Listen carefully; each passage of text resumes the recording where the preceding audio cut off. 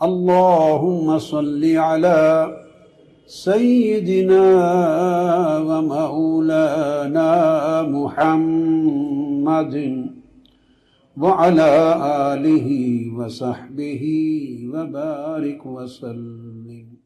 ہندوستان کے ایک بزرگ تھے خواجہ رسول نما رحمت اللہ علیہ۔ مسجد میں دارالعلوم تھا تو مذاکرہ ہو رہا تھا، فلسفے کی کتاب اساتذہ طلباء کو پڑھا رہے تھے، فلسفے شمس بازغہ پڑھا رہے تھے، صدرہ پڑھا رہے تھے، کتابیں پڑھا رہے تھے۔ کتاب پڑھاتے ہوئے ایک بحث آ رہی تھی آسمانوں کی، کہ یہ جو آسمان ہیں ان کی میکنگ، ان کی فارمیشن یا ان کی جو ایگزسٹنس ہے یہ کس طرح کی ہے، ان کا وجود۔ تو پرانے یونانی فلسفے میں جو گریک فلسفی تھی اس میں یہ تھا کہ یہ سخت مادی اجرام ہیں، جسم ہیں، اور یہ پھٹ بھی نہیں سکتے، کھل بھی نہیں سکتے، اور کھلے ہوئے بند بھی نہیں ہو سکتے۔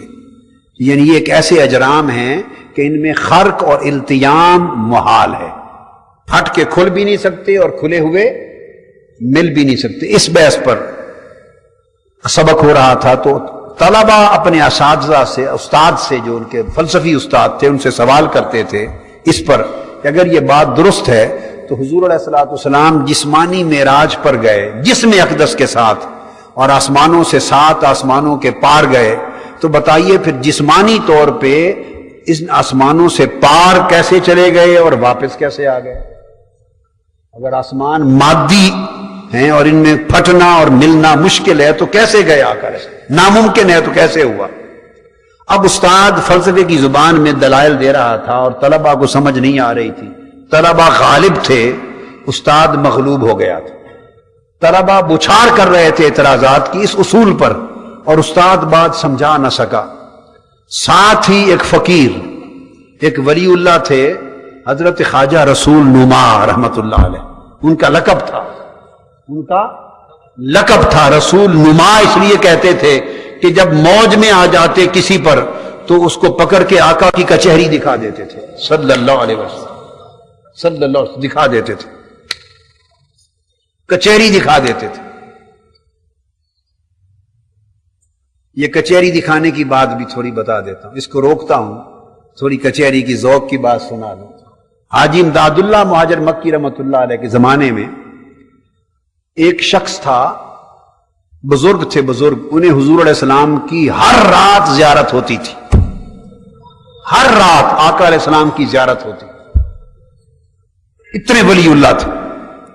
حج پر آئے، مکہ معظمہ سے حج کر کے مدینہ روانہ ہوئے تو اس زمانے اونٹوں پر سفر ہوتے تھے، گاڑیاں نہیں تھیں، تو ایک 9-10 سال کا یا 11 سال کا بچہ تھا، سید زادہ آل رسول بچہ تھا، 10-11 سال کا، اس کا اونٹ تھا اور مدنی تھا، مدینہ کے سادات میں سے، آل رسول میں سے بچہ، غریب گھرانے تو محنت مزدوری کرتے تھے، اس کا اونٹ تھا، تو انہوں نے سودا کر لیا ٹھیکہ، تو اس سید زادے کے اونٹ پر بیٹھ کر مدینہ چل پڑے۔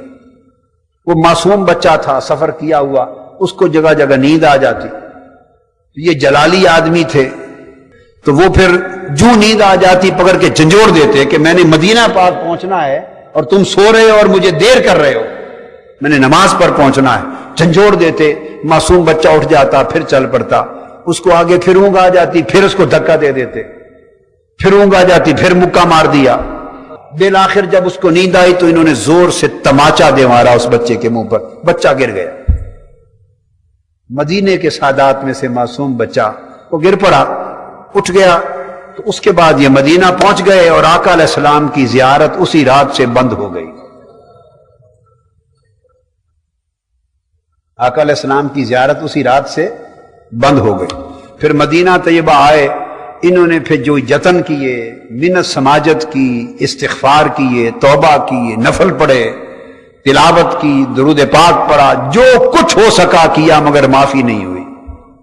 جتنے اولیاء کی خبر ملی ان کی بارگاہ میں گئے، جتنے اہل اللہ کی بارگاہ میں گئے، ہر ایک نے سفارش کی، درخواست کی آقا کی بارگاہ میں، مگر زیارت بحال نہیں ہوئی۔ معافیوں کی حد کر دی، زیارت نہیں بحال ہوئی۔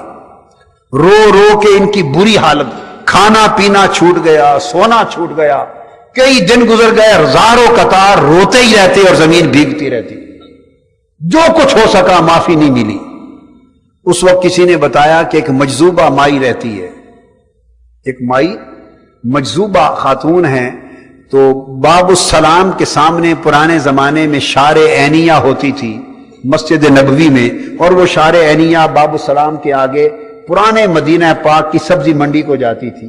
میں نے وہ سبزی منڈی، شار عینیہ، وہ سب علاقے اس زمانے میں دیکھے ہوئے ہیں، اور میں وہاں گھومتا رہتا تھا 63 میں جب گیا تھا۔ تو وہ ایک خاتون آتی تھی وہاں سے، اور پچھلی رات وہ آقا کے گنبد کی زیارت کے لیے باب السلام تک آتی، پھر چلی جاتی، اور ساری رات وہ اس طرح الٹے پاؤں پھر کے حضور کے گنبد کے دیدار کا وظیفہ کرتی تھی۔ مجذوبہ کچہری کی حاضری والی بڑی کامل ولی اللہ تھی۔ کسی بزرگ کے پاس گئے، انہوں نے کہا کہ سب اہل مدینہ اولیاء ناکام ہو گئے، اب صرف مائی صاحبہ ہیں، ان کے پاس جاؤ۔ مائی صاحبہ کے قدموں میں جا کے گر پڑے، روتے رہے روتے رہے روتے رہے، بڑی دیر خیال نہیں کیا، پھر وہ عجیب کیفیت میں آ گئیں اور اس سے پوچھا کیا وجہ ہے، کیوں روتا ہے؟ تو پھر عرض کیا کہ میری حاضری بند ہو گئی، حضور ناراض ہو گئے، یہ گستاخی ہو گئی تھی۔ معافی مانگی انہوں نے، پھر ساری داستان سنائی۔ جب معافی کی صورت ہو گئی، اذن ہو گیا تھا، اس کے بازو پکڑا، اس فقیر کا بازو پکڑا، فرمایا شف ھذا رسول اللہ صلی اللہ علیہ وسلم، آنکھیں کھولو دیکھو یہ محمد رسول اللہ ہے، اور بیداری کے عالم میں حضور کی کچہری میں پہنچا دی، اور کہا اب یہاں حاضر ہو کے ہاتھ باندھ کے معافی مانگو۔ تو آقا علیہ السلام کی بارگاہ سے حاضر۔ تو کچھ وہ ہوتے ہیں جو حضور کی کچہری میں پہنچا دیتے ہیں، پکڑ کے دکھا دیتے ہیں، اور کچھ وہ ہیں عمر پر ترستے رہتے ہیں، اور کچھ وہ ہیں جو سمجھتے ہی نہیں ہیں ان باتوں کو، اپنا اپنا نصیب ہے۔ تو وہ خواجہ رسول نما جس پر فیض کرتے اور موج میں آتے تو حضور کی کچہری دکھا دیتے تھے۔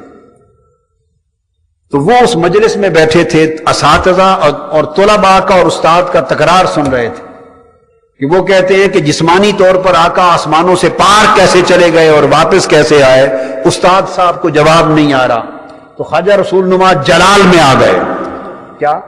میں نے کہا کہ ذکر ایک ایسی چیز ہے، ذاکر ہم ذکر و ذکر مذکور شبد، اگر ذکر کرتے رہیں اور ذکر میں فنا ہوتے رہیں اور ذکر میں ہر غیر کو بھول جائیں، اور بھولتے بھولتے بھولتے ذکر میں محویت ہوتی ہے، محویت بڑھتے بڑھتے انہماک بنتا ہے، انہماک بڑھتے بڑھتے استغراق بنتا ہے، بندہ محو ہوتا ہے، پھر منہمک ہوتا ہے، انہماک سے بڑھ کے اس میں غرق ہوتا ہے، اور ذکر کے سمندر میں غوطہ زن ہوتا ہے، ذکر کی موجوں میں غرق ہوتا ہے، اس کے اوپر بھی ذکر کی موجیں ہوتی ہیں، نیچے بھی ذکر کا سمندر ہوتا ہے، دائیں بائیں ذکر کا پانی ہوتا ہے، اور مچھلیوں کی طرح ذکر خدا، ذکر مصطفیٰ میں ذاکر تیرتا پھرتا ہے۔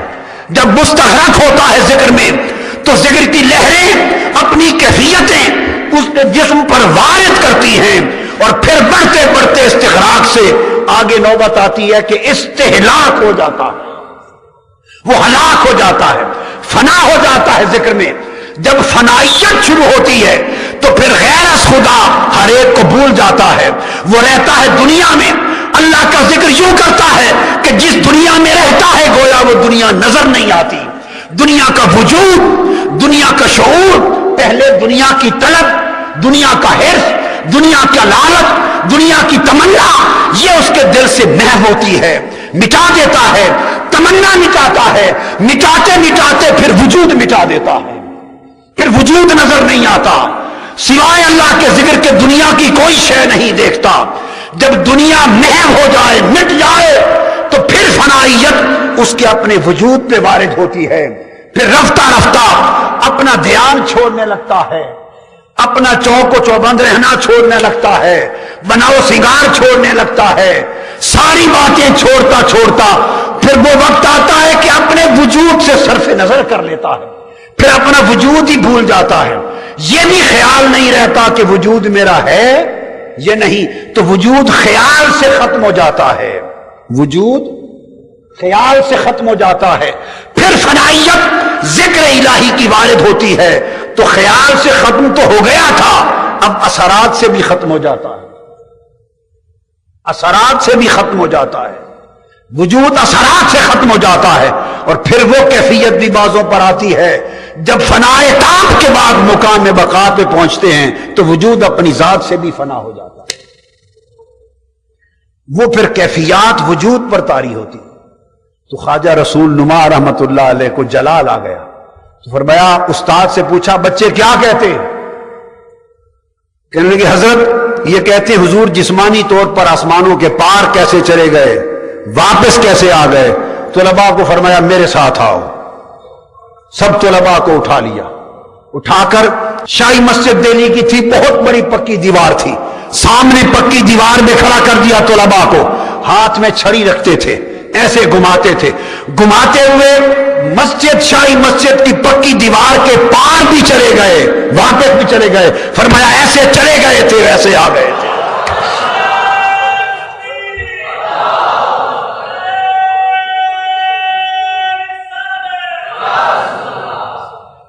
اس لیے کہ جسم پھر ٹرانسپیرنٹ ہو جاتا ہے، ٹرانسپیرنٹ ہو جاتا ہے، روح کی طرح لطیف ہو جاتا ہے، روح کی طرح لطیف ہو جاتا ہے. تو جس طرح ایکس ریز جسم کے سامنے جب ایکس رے آپ کرتے ہیں تو وہ کیا ہوتی ہیں؟ ریز ہوتی ہیں. تو ریز اس جسم سے اندر گزر جاتی ہیں اور اندر کی تصویر کھینچ کے لے آتی ہیں. پھر جب ایکس ریز جہاں کام نہ کریں تو اس کے بعد پھر آگے ایم آر آئی ہوتا ہے، میگنیٹک ریزوننس ہوتی ہے میگنیٹ کی. جہاں الیکٹرک ریز کام نہ کریں پھر میگنیٹ کام کرتا ہے، اور وہ باریک باریک نسوں اور خون کی شریانوں اور دماغ اور جسم کے باریک باریک خلیوں تک کی تصویر کھینچ کے لے آتا ہے، مادی جسم کے پار چلی جاتی ہے.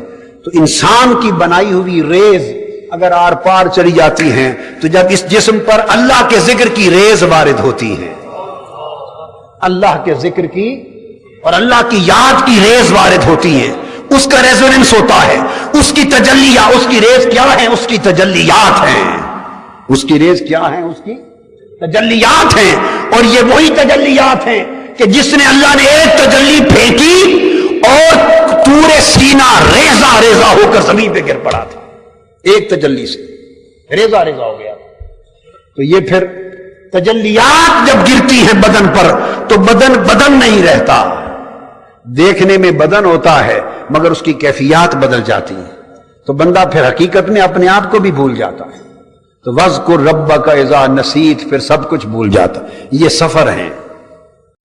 الصلاة والسلام عليك يا سيدي يا رسول